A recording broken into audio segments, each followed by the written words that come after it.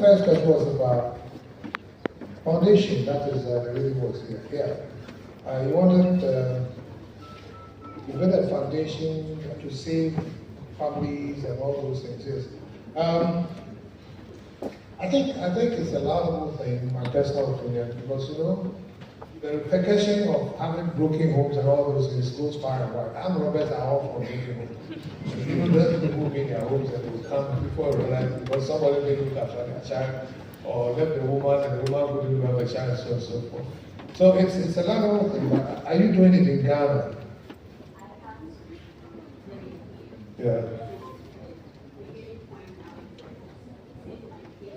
And you want to write you written the books.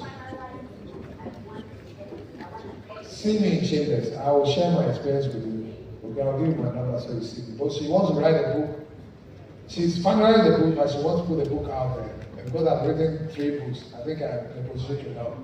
And then you were also talking about real estate and trying to get real estate from outside. This one, don't have to say anything. Even if you give the money to your mother, I swear, you won't find a company.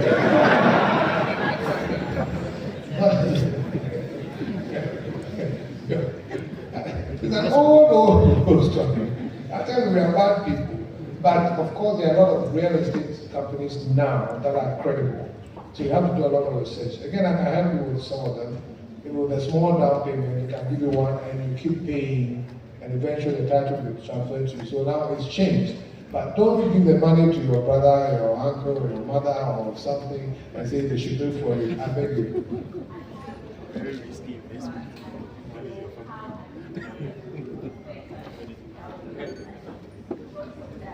You have bought a land and you are building. But nowadays, and my own brother, there's an app somewhere. He's in Arizona and he knows what's happening on his building. Real time. So maybe you should look for that and you know exactly what's happening. And then you have a trusted person. And if they are not doing it, you know they are not doing it. If they do it, you see it. Not that they give you a report.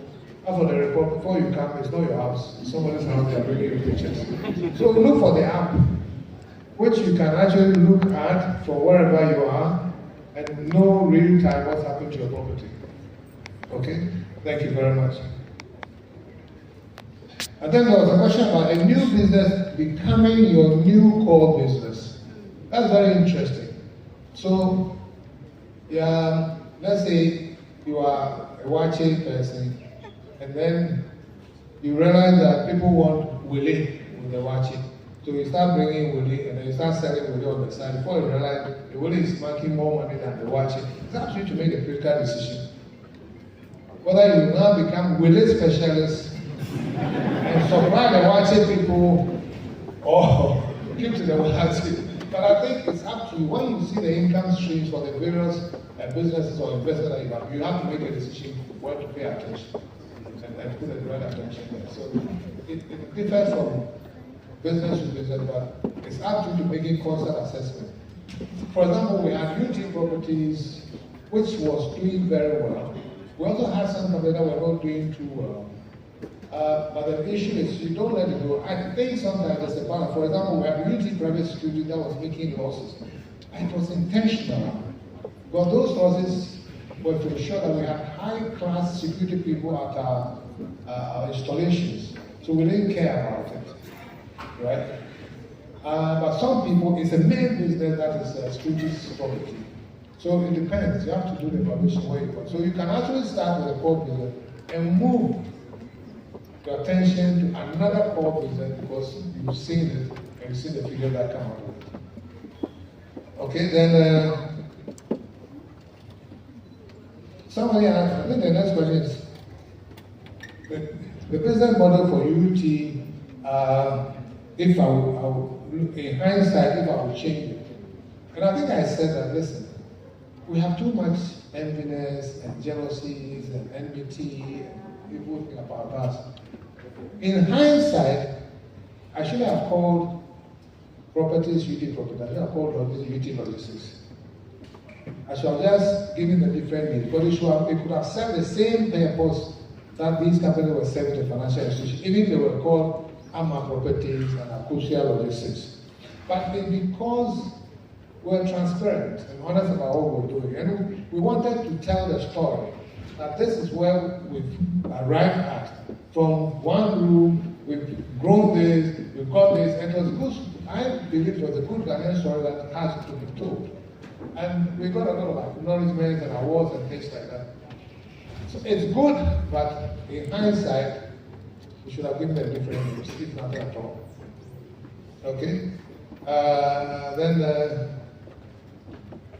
Whether UT was a major source of income. The income from UT was more than I needed. So I didn't get that question right. He said, was UT my major source of income? When I started, yes, it was a major source of income. After a while, it was more than I needed, so I wasn't even thinking about the income. I was thinking about how to put the monies into other investment for other income streams. That's how it came. And then he asked whether I foresaw UT failure or something like that. Was that a question? Yes. Yeah, no, I didn't. I felt we were so big that we could never go down. Because, as I've said, so a whole lot of places, banks are not closed the way UT Bank was closed. I mean, I was in Prantumi, I woke up in the morning, Monday morning, I had resigned as CEO for about 20 months, so I wasn't really thinking UT. And then everybody, when I picked up my phone, I had missed calls, about 60-something missed calls. That's it. I had a phone here, but and I called my daughter and I said, why is everybody calling me?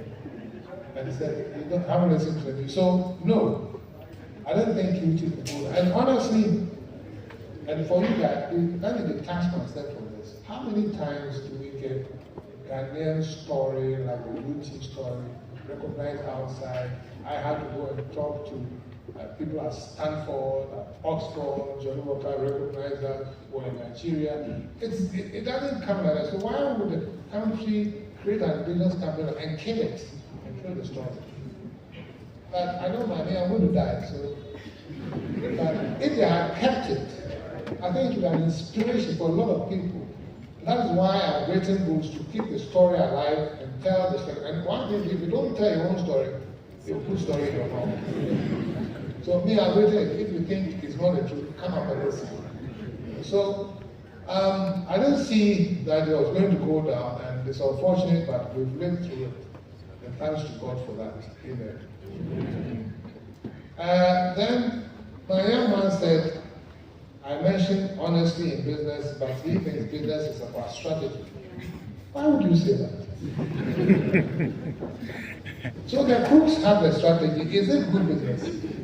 So the strategists will take your money and chop the money and they will not pay. That is not good. You see, this brings me to my philosophy in life. That we come into this world with nothing. And we come to this world because God or the Creator puts us here with special features, special qualities to effect some kind of change. So we are here to make this world a better place. And we come with nothing, so how do you make it a better place? You have to acquire worldly things of this world, before you can effect the change with the things that you acquire. And if you acquire those things dishonestly, you're already causing negative impact. So for me, I don't even care what you do with it. So you must acquire the worldly things in an honest mode, so that you do not cause negative impact. And the important thing is to use whatever you acquire to make the world a better place. And then when you die, you go with nothing. It's a very interesting world. So once you are in this world, stay honest, create wealth. And the worldly things, one, don't die. Stay alive. That is why suicide is a serious crime. Don't kill yourself. God has suffered to put you here. Two, stay healthy. Because if you're not healthy, you can't do much. Three, acquire great values. Because the values will let you have the right impact. If you don't have values, you won't make it. Four, acquire education, lots of it. But if you don't know about the world, you can't change it. And then other material things, make money if you can. Acquire properties, whatever, material things if you can. It's not compulsory, but the more you have those, the more chances that you can impact this world positively. The warning is this: as you acquire the worldly things, people then praise you and worship you. Oh, that man, the car's there 20. So you want more cars, you want aeroplanes, you've gone off at a tangent. It is not the acquisition, it's what you do with it. This matters. So being honest, for me, comes before the strategy. Strategy, not based on honesty, is useless. And it's even satanic. Then I have the last one here, which is common mistake for young businesses. That's very, very good.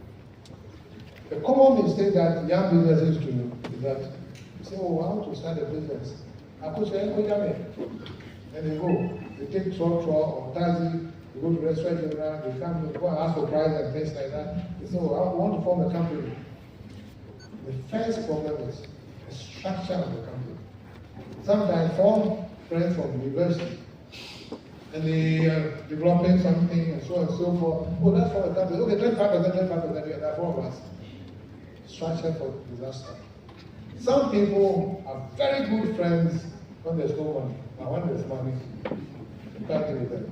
The reverse is also true. Some people, when there's hardship, they are good. And when there's hardship, they are not good. But when there's money, they tend to be good. And the problem most people, and I've done that, I've caused that problem so many times.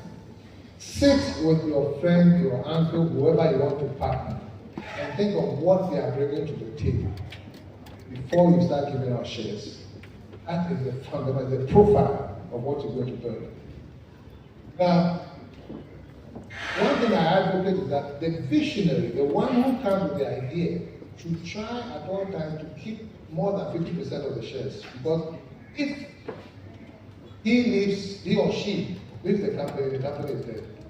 He or she is carrying the vision.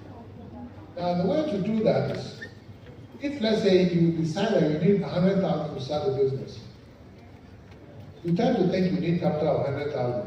If you're not careful, one person has 90,000 or 100,000, and he or she brings the money, therefore they own the company. Now, you should